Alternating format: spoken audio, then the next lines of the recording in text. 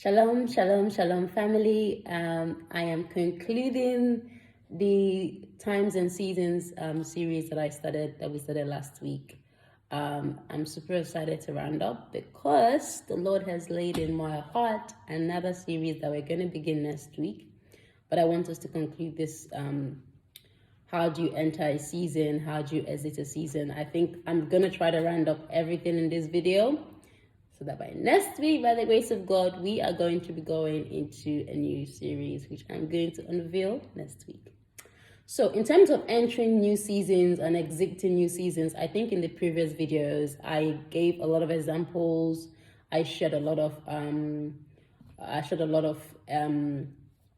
illustrations on, how when you are about to exit a season, that you would notice some kind of warfare will be rising against you, and it is very important as you exit the season the measure of favor that you're going to receive in your next season will be determined by how well you exit a season.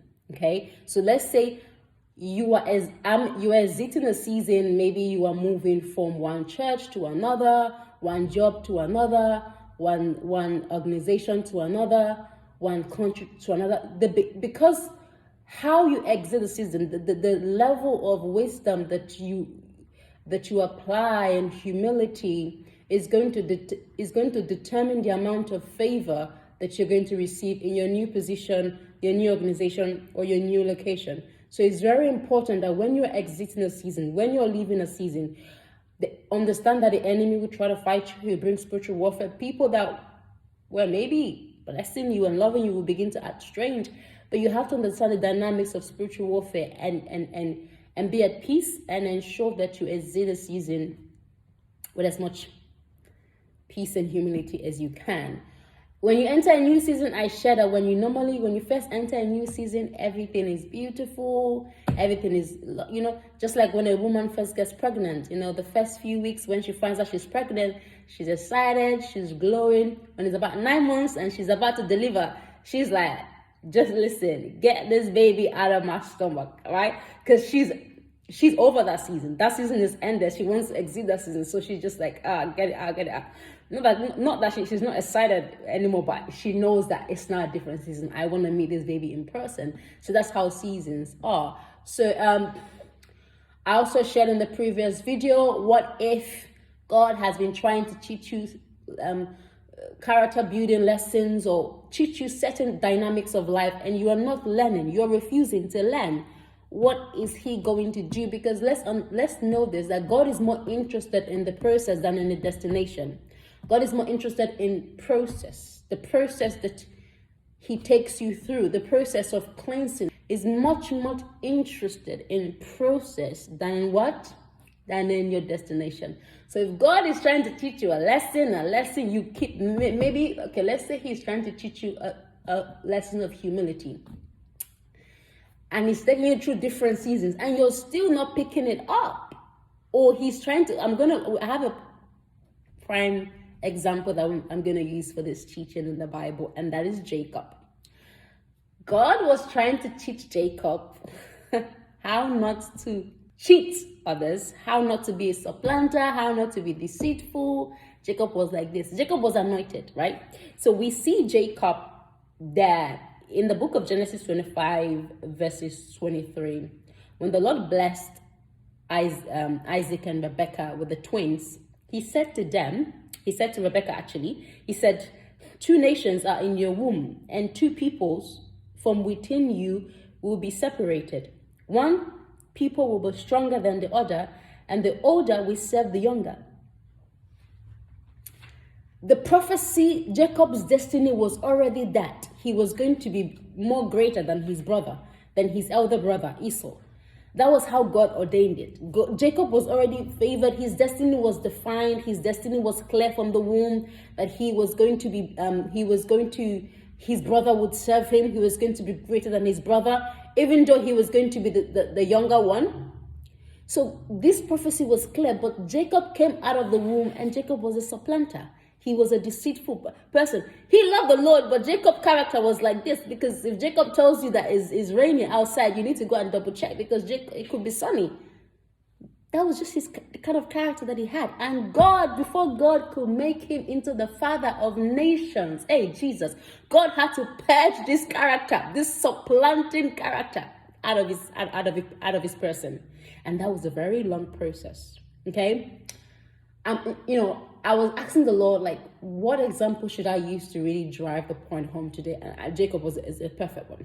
Okay, so it could be that maybe you have your destiny. God has said something about you. You're going to be great, but there's something in you that you're trying to help God, or there's a character that God is trying to remove, and all the attempts God is making, you're not learning the lesson.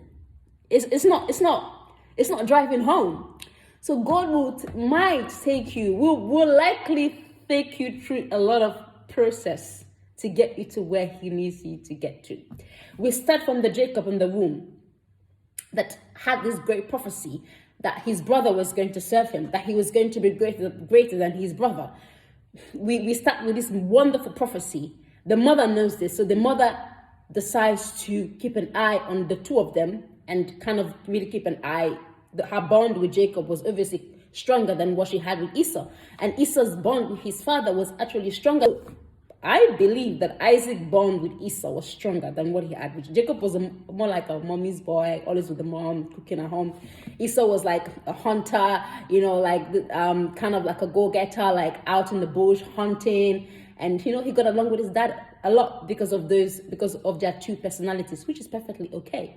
So they both have one parent that really loved them, or they had a great bond with. So, and when we get to the part where we see Jacob supplanting Esau of his father's blessing, we think, oh, his mother is behind it. That's not true, because the mother already knew that Jacob is capable of this thing. That's why when the mother came with the advice and said, go and pretend to be your brother, when the father was about to die, she knew that Jacob was capable, because your parent know you very well. So she knows that my son his character he loves the Lord, but his character is somehow like this.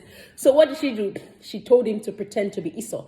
But people might be like, oh, his mother was responsible. No, the mother was not responsible. Jacob would have said no. The mother has seen Jacob's abilities to be a supplanter. Why? Because we see in Genesis chapter 25, verses 31, where Jacob at a younger age was bargaining with Esau to sell his birthright for a pot of porridge.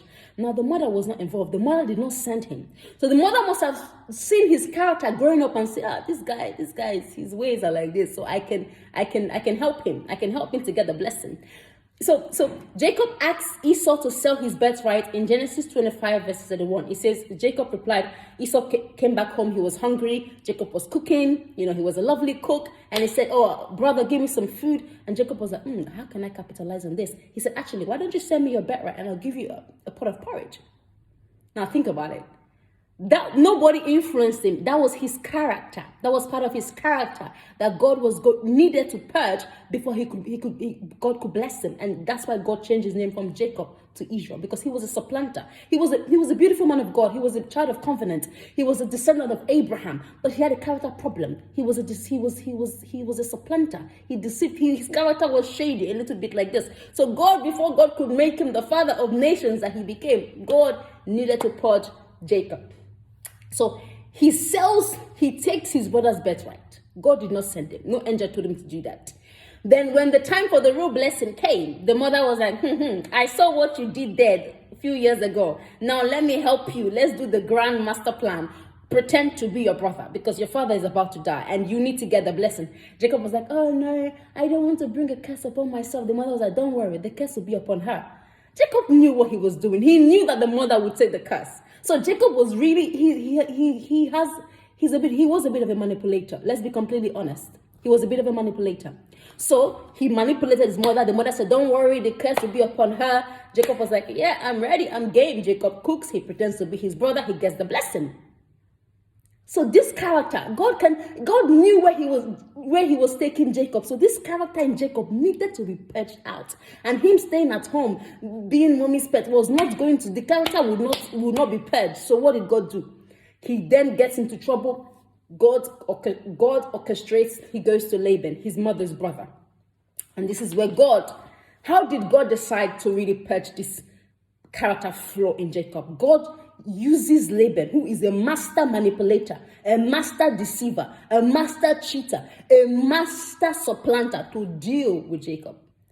So when Jacob was like, no, me, I'm still in primary school, but Laban is in PhD pro mass when it comes to being a supplanter. And then he saw how bad that character is. When he saw how that, oh wow, this is how it feels when somebody supplants you. First of all, Laban supplants him. He says, you're going to marry my daughter Rachel. And then he ends up marrying Leah. And then he says, okay, work for me another 7 years and that you're going to marry Rachel. And then he changes Jacob's wage 10 times. So Jacob suffered and said, hey, this is what the life of a supplanter, this is how people feel when they're supplanted. So nobody had to tell Jacob to change his character.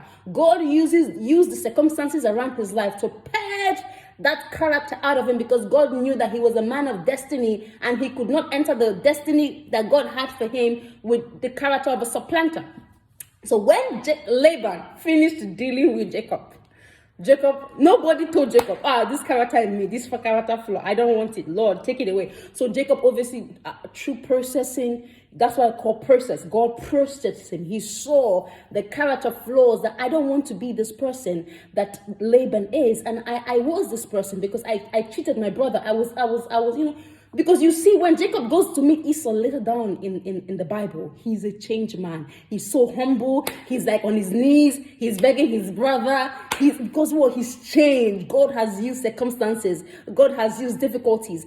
God has used Laban's manipulative ways to purge that character flaw that was in Jacob, that was preventing him from being the man of destiny that God had called him to be. So we see Jacob going back to his father's land, and Jacob was completely humble. He was changed. He was no longer deceitful. If he tells you yes, it's going to be a yes. If he says no, he was so different. And then he encountered God, and God changed his name from what? From Jacob to Israel. So what am I saying in a sense? In a sense that how God can use seasons. God can see that this character thing that is there, this issue, this pride, this arrogance is still there. I'm going to take you through process. Somebody say process. That is going to purge this issue out of you. By the time I finish my work in your life, oh Kaladaba, nobody's going to tell you that. Nobody's going to need to. It will be obvious that you are changed. Jacob was changed. When he became Israel, he was a different man. He was no longer a deceiver. He was no longer a supplanter. He was no longer a manipulator. He was no longer a cheater. He was no longer a bit of a liar, because when you deceive people, that means you kind of twist, you bend the truth. It's part of witchcraft when you bend the truth. It's not complete, but you bend it. So God can use circumstances in your life. God can use people. God can use situations to purge you and get you to the point where you need to be ready for destiny. On this note, I'm going to round up this series of how to exit seasons and enter seasons. I hope that you have been blessed, and I will see you in the next series that we're going to start next week, where I'll be giving further teachings. Shalom and God bless you.